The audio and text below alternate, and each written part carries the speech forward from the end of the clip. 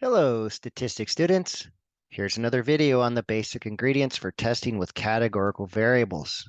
Example 1, finding the expected counts. So we're looking at breakfast habits in a 2015 study by Nani et al. And published in the Journal of American College Health. A random sample of community college students was asked whether they ate breakfast 3 or more times weekly. The data are reported by gender in the table. So for example, says that 206 females who responded state that they eat breakfast at least 3 times a week, but 92 of them say they don't.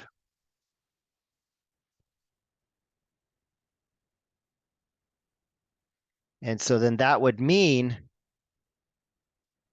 that there were a total of how many females who responded?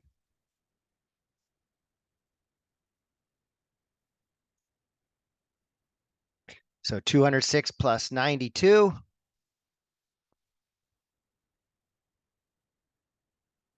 298 females responded. Of the males that responded, 143 of them. Now the other side of the contingencies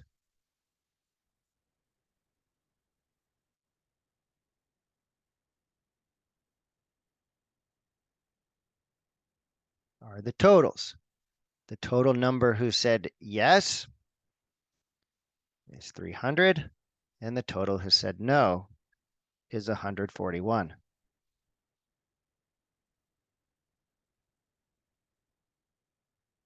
And so that makes a total respondents of 441.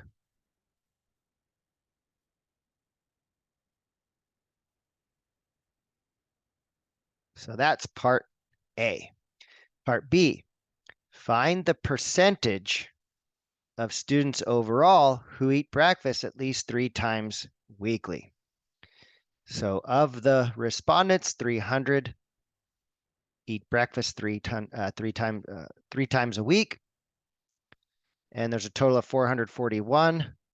So the percentage of those is 300 divided by 441.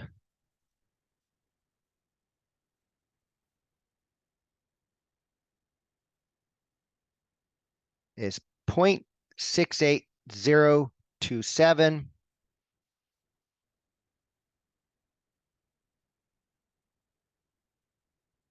And so we'll round this to 1 decimal place.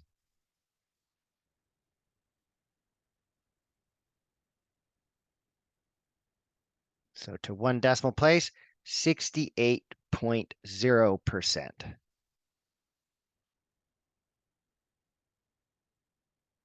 Of students overall eat breakfast at least 3 times weekly. Part C then says, find the expected number who eat breakfast at least 3 times weekly for each gender. So for the females who responded yes, that's going to be 298 females. And if 68% are responding yes, then we would expect that to be 0.680 times 298. But we'll go ahead and calculate this as 300 over 441 to be more accurate. So we take 298, multiply by 300, and then divide by 441, and that gives us 202.72. So that's the expected count for the females who said yes.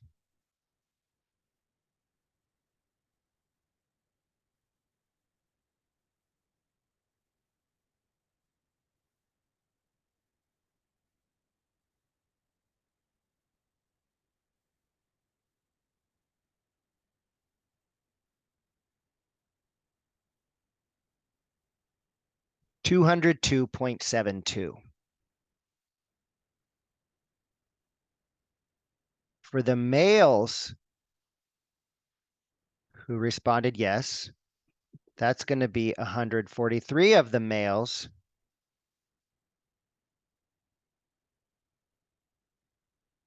times that percentage, 68%.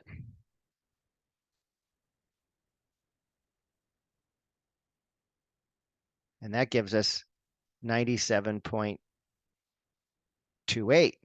So the expected count of males who say yes is 97.28.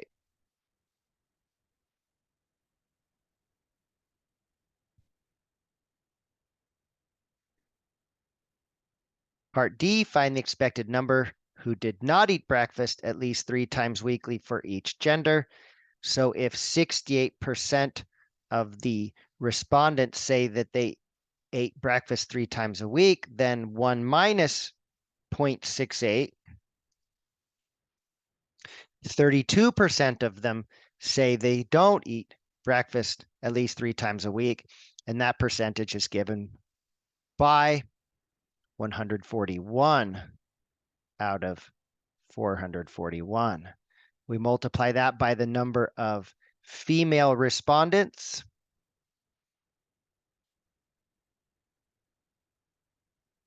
times 298, and we see that's 298 multiplied by 141 divided by 441.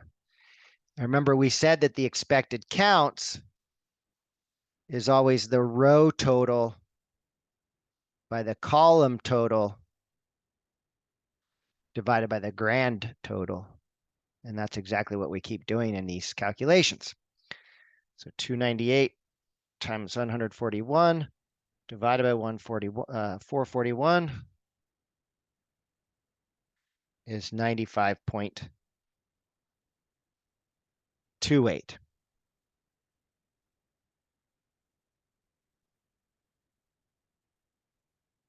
And now doing it for the males who say no. There are 143 of those times the percentage, 141 over 441. So we take 143 times 141 and divide that by 441.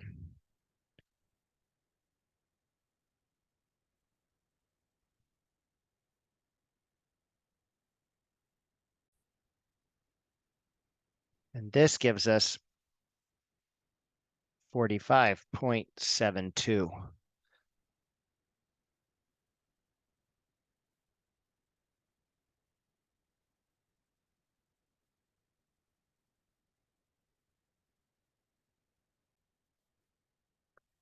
One way that you could check that your calculations are correct is you could add 202.72 to 97.28 and you should get 300. Adding 95.28 to 45.72 should equal 141. And also 202.72 plus 95.28 is 298. 97.28 plus 45.72 is 143. Okay, this concludes this video for just finding the expected counts. In example 2, I'll calculate the observed value of the chi-square statistic for this example.